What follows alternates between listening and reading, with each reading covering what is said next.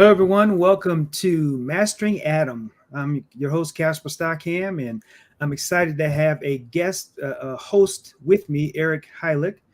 And Eric and I met a couple weeks ago, actually online for the first time, but um, gotten to speak to him a couple of times, him and his wife.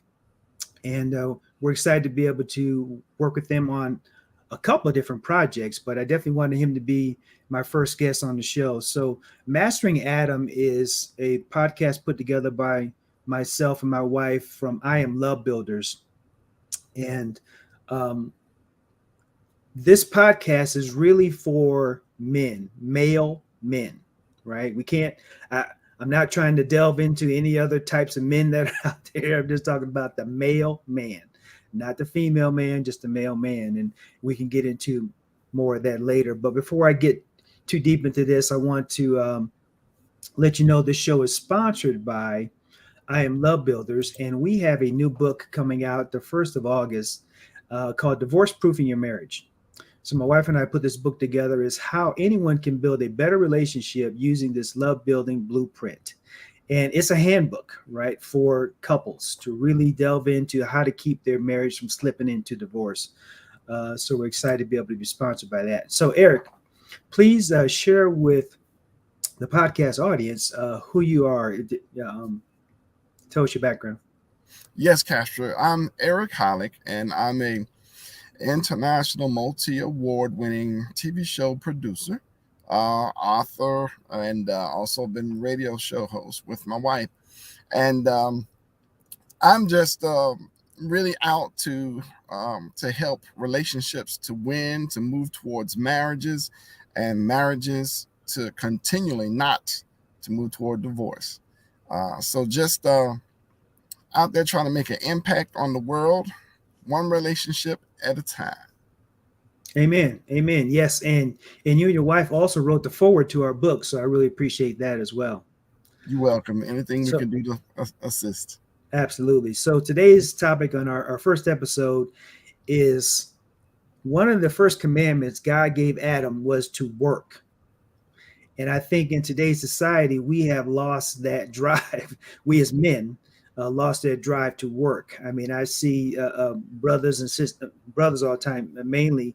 I'm not, when I say brother, I mean men, right? It's not just black men or what I'm talking about, men in general have, I don't know, they have lost the drive to actually work. And that's one of the first commandments God gave us is Hmm. to work the garden, right? And we're not doing that. So I just wanted to get some of your thoughts on that. Yes, it seems like I don't know. As you say, you get lost for words when you look at it. But when you look at today's society, men. There's two things. I think men they ought to work, and the majority of the men want to work. Mm. Sometimes it's just very hard to get employed. Right, With some of them, at least in the desired roles that they want to be. right. You know, and so rather than going for the roles that they really don't want, then they just stay unemployed. Hmm. But yeah, it is, but right now there are a lot of jobs out there. But like I Hmm. said, it just may not be the ones that we're looking for. Oh, for sure, for sure. So I, I have a business partner, and him and I would go into the communities and we would do workshops for the youth, Hmm. anywhere from 16 years old to 24 years old. And even if well, the main purpose of the workshop was to find their purpose. Hmm. So after a few questions, I believe that if I could sit down with someone, anyone, and I believe you have the same ability as well, if we ask enough questions of that individual, we could really find out what their purpose is, right? And or at least what their maybe not their ultimate purpose, but something that they're interested in that we can turn into maybe a business, right? It doesn't have to be a job. It could be a business. So we would go into these workshops and start asking these youth a series of questions and try to find out what they're interested in. Because to your point, if they can't find a job that they like, maybe it means they should start a business, right?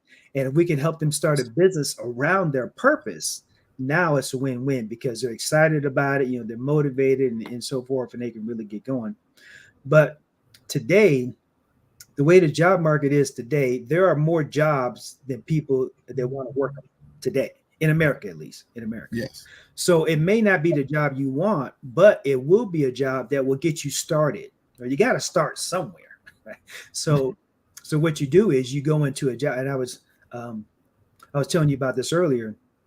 We would tell the youth, say, look, if you want to excel at any job, and I don't apply for jobs anymore. I'm an entrepreneur and so forth. I'm not really looking for a job. But if I was looking for a job, I'd have one this afternoon because all you have to do is actually go in dressed halfway decent with your pants pulled up with a decent shirt on, and you're automatically going to get the attention of the manager or supervisor because you're actually there, acting like you want the job. Mm-hmm. And then once you have the job, and you can start out at the lowest level, really doesn't matter. All you have to do, if you want to become the supervisor at that job, all you need to do is show up 15 minutes before shift, not clocking in, just be there early, and just be there. You don't have to be necessarily paying attention. Just be there, sitting somewhere, kind of getting ready for your shift. And then after you clock out, don't bolt out the door, stick around, because a lot of times, especially in the service industry, the next shift, somebody from the next shift might not show up because they are whatever, they're late, they're calling sick or whatever. So you could be there as a backup just in case. And if you're there as a backup and that happens, and the supervisor says, hey, Casper, do you mind clocking back in at least for an hour or so, while we get this figured? Oh, no, that's fine. You do that enough times, you're going to now start to excel at that location. That's if you want to be a supervisor or a lead shift or something like that. If you want to be a manager, that same process, just show up 30 minutes before. But now when you show up, you're not just there, just hanging around. You're actually watching what's going on. You're paying attention to how things are flowing when you're not there. And when you're not engaged in work, now you can actually pay attention to what's going on. I totally agree with that. Yeah. And so you do that. So you do 30 minutes before, and then you stay 30 minutes after. And if you do that, you're going to get the attention of the owner as well. And next thing you know, you're manager. Yes, I totally agree with that. If you show the initiative over and beyond, then you will get noticed. Yeah. And learn every aspect of it. Learn what it means to be a manager. So you got to basically dress and learn for where you want to go. Right. Put in the hours, additional hours, and afterwards, to really, go over and beyond, what is expected of you. So absolutely. I agree with you. Absolutely. And even though the show is Mastering Adam, we're not always talking about the Adam from the Bible. We're talking about men, or the male man. So what should we be doing to become the best Adam for our Eve? That's, the subtitle for this podcast. So we're trying to become better men for our Eve. So if you're not married, then you want this podcast to help you build yourself up to the point that you are ready for your Eve. But if you are married, you want to be better. I'm not suggesting that I'm have mastered this, and I don't think Eric would say that as well. It's a work in progress, but we're not. So we're saying that together we can figure these things out, and we can help each other. So if you're a 6, let's get us to a 7. If you're a 7, let's get us to an 8, and so forth. It's always just trying to build each other up. Exactly. Yeah. So Adam, in the garden, he's given all this responsibility, and he was doing well. In fact, I would suggest that Adam really had no idea that he was missing an Eve, right? There wasn't even an Eve in the mix, right? It was just Adam doing his thing, naming animals and tending the garden. And in the beginning, his work wasn't a toil. It wasn't a struggle. It was just almost like, without any effort. He was making these things happen because he was in direct connection with God. He was in direct communication with God. So things were really good and just flowed extremely well. And it wasn't until the fall to where he had to start sweating. Oh man, this is hard work, tilling the ground and everything else. But before that, it was easy work because of his connection and tied in with God. What do you think about that? Yes, I think it was kind of a sense where he had to learn, because he had it made in the beginning, and like you said, he didn't know he needed a helpmeet. Right. He didn't know he needed a woman, right. And so he was just happy-go-lucky, naming the animal. He had the authority, the power over all the garden, the animals, and he was just going about his own business, meeting with God. He didn't know that he needed a woman. But then once he got a woman, that was a different story, because first you're like, oh. He was like, whoa, man. Yeah, I can imagine, Yeah. Because in the Bible, God is bringing him all these different animals. And he said, yeah, that's a giraffe, that's this. And after a while, he's probably saying, yeah, that's an alligator. Yeah, he's getting bored, man. But when God made woman and showed up, he was like, whoa, now this is flesh of my flesh and bone of my bone. Oh yeah. He was excited. Yeah. And then the brothers start prophesying because there were no husband and wife situation going on. He said, for this, a man will leave his father and mother. Oh yeah. Man, he was hooked after that. So it was but the whole work aspect, I think, has been lost in today's society for sure with the men. And I think that is, and now granted, we are under attack for sure. Yes, the male man is under attack across the world, but here in America, it's not okay to be masculine. It's not okay to be a man anymore. You got to have feelings and emotion and all these other things. Now, we all have feelings and emotions, but but if you don't go there, if you don't become feminine, all of a sudden now it's a problem for the world, world. But this podcast is trying to bring that back to where we are masculine men standing up for our families, protecting our wives, protecting our families, and doing all the things we need to do to bring society back to where it's supposed to be. And I feel, and this is just my personal feelings, all these are personal thoughts, but I think that the reason why society is slipping the way it's slipping is because the male man has been absent from the discussion in a way that's meaningful. When the male man shows up, we're attacked, we're demeaned, we're criticized, we're called all kinds of names just to try to shut us up. But we don't need to shut up. We need to be bold. We need to get back into position so we can save our families, right? And we save our families, that's going to translate into saving our community. And that's going to translate into saving our state. And that's going to translate into saving our nation. Yes. I think it, like you mentioned, the American family, the family, that's the foundation of America, is the family. And the man and the woman, they have a vital role in that family because they need to teach the children what it means to be a man, and the woman needs to show what it means to be a woman. Right. And I always called it the hood training. Yeah.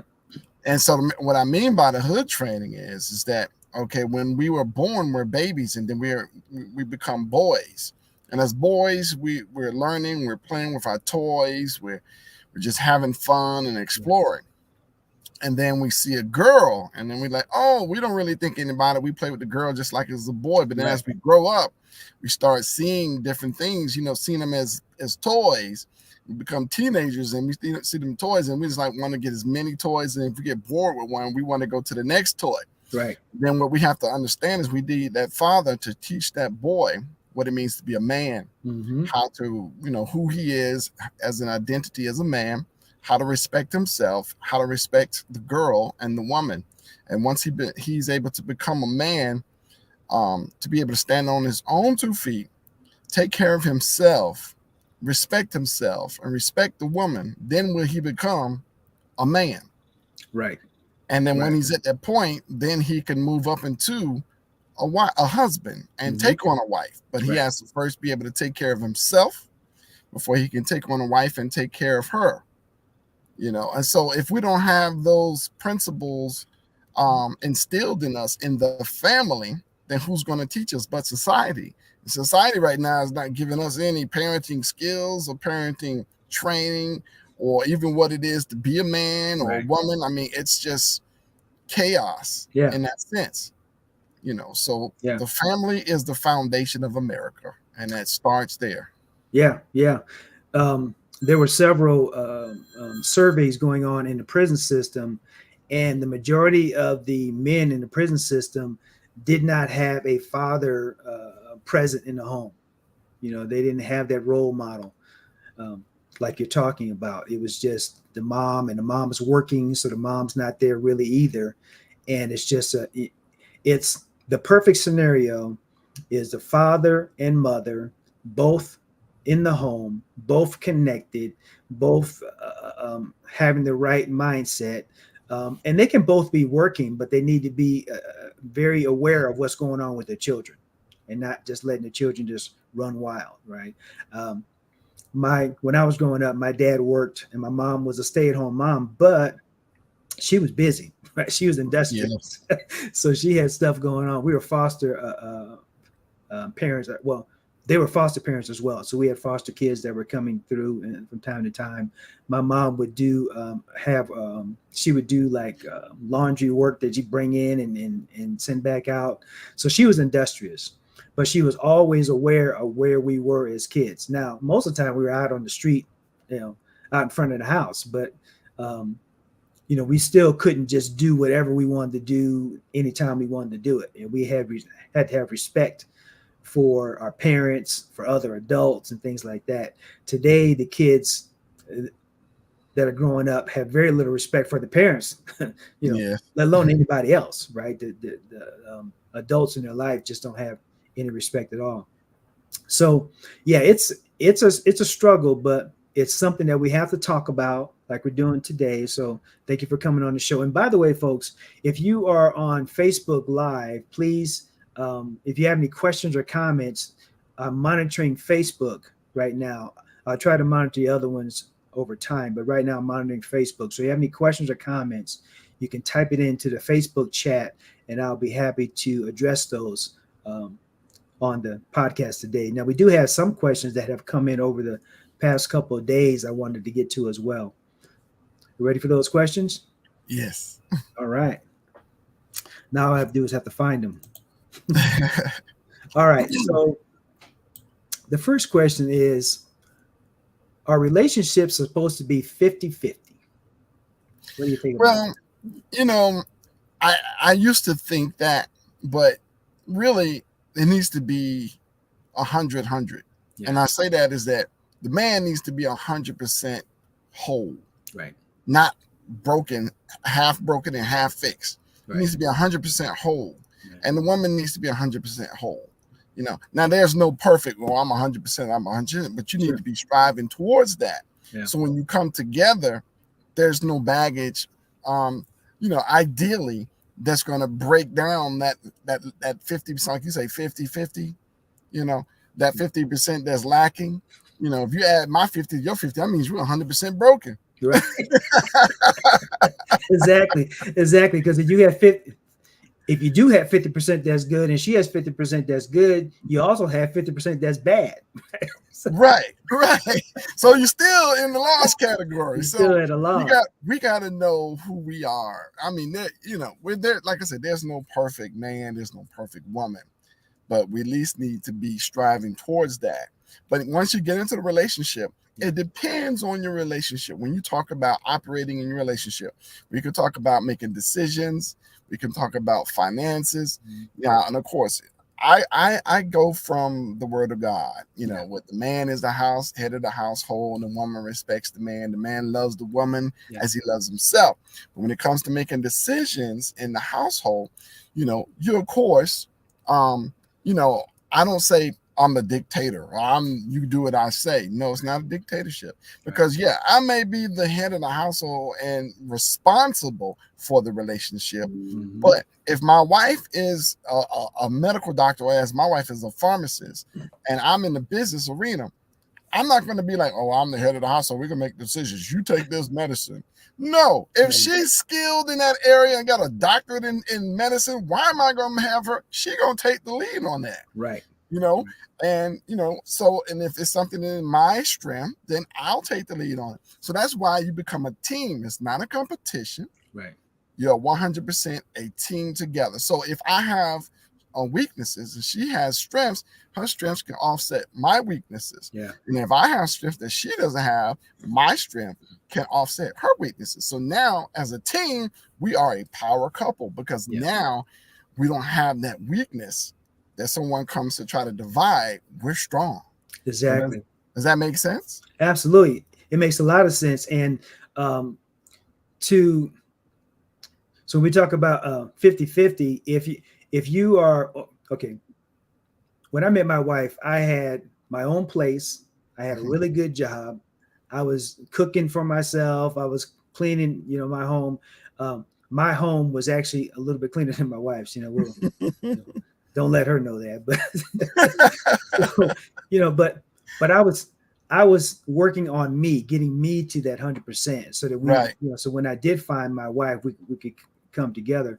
But back to the work title just for a second, it's not about making the most money. You just talking about the different careers that people have. So now, when we first got married, I was making more than my wife. Now I'm kind of semi-retired, and she's doing more of the out of the home income, right? So, but it still doesn't matter, to your point, because things can shift as long as we still have that structure, that family structure in place.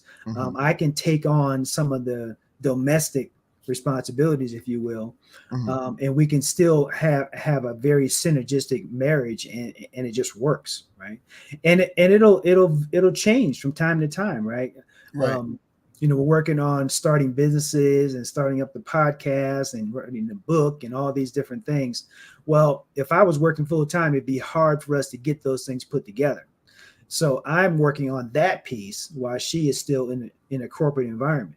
But eventually our goal is to get her out of the corporate environment altogether. So it's just, I always say the strongest team is a husband and wife team, right? Yes. If they're focused on the same trajectory, man, it's hard for anybody to stand in their way. Exactly. See, and what you said is absolutely correct. Teamwork. So, and of course, the saying, teamwork makes the dream work. But so if you're a team, you're not competing against each other. You're on the same team. Right. Because, let's go back to that. Oh, I make more money, you make more money. Okay, right, cool. Let's say the wife makes more money. Maybe she make 150,000, I only make 80, right? But in today's society, with the economy the way it is, tomorrow, she make 150,000, but then she get a pink slip, she makes 0,000, and I'm still making 80. Now all of a sudden, who making the most money? Right. So, but it's not a competition, you see, because if you love her as you love yourself, you wouldn't be trying to make her feel bad or less than you because of, or she making you feel bad because you make a little bit more money. What you do is you put that 150,000 along with that 80,000. Now you got what? $240,000 of power income to go and do something. And then you put your plan together. That's where the communication comes into place. You put the plan, the blueprint together. Y'all talk, say, hey, what do we want to do? Maybe we're working in corporate America now, but we want to start our own business. We want to do ministry. We want to start a nonprofit, whatever it is. But you put that plan together, and together you work toward that plan. And like you say, if you need to take care of the household, the man needs to take care of the household for a while, then he does so.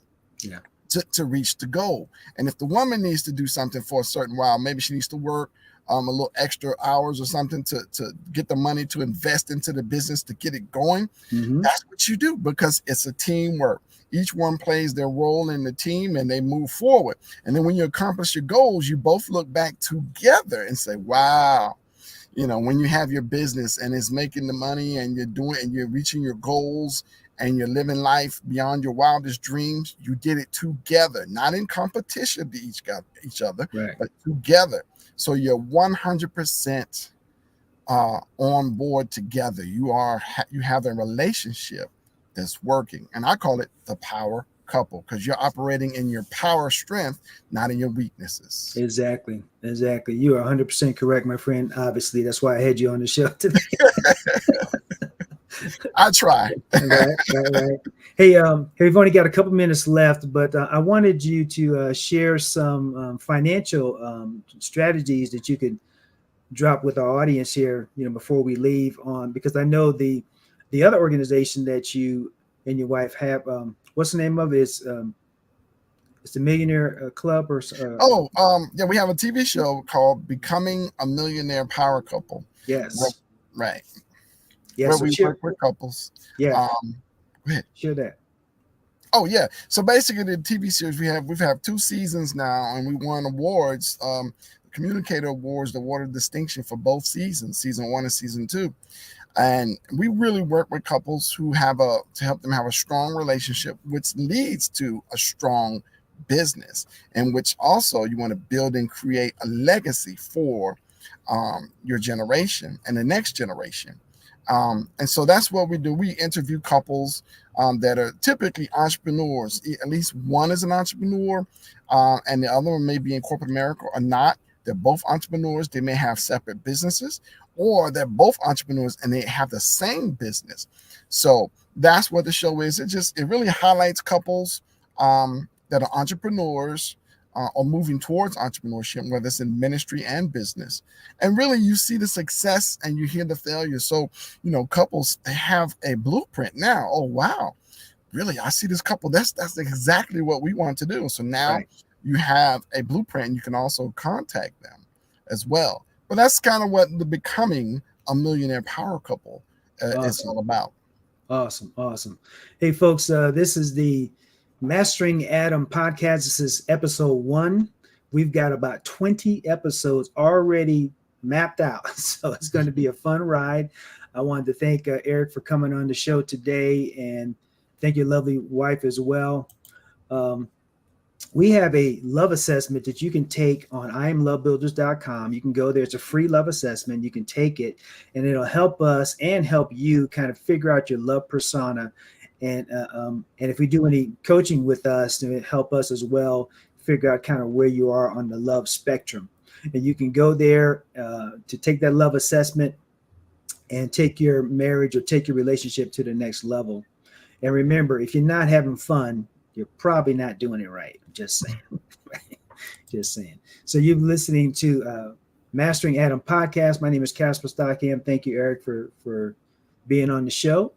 And folks, we will see you on the next show. Oh, there was a comment. Oh, no, that was you. All right. So folks, we will see you on the next show. Thank you and take care.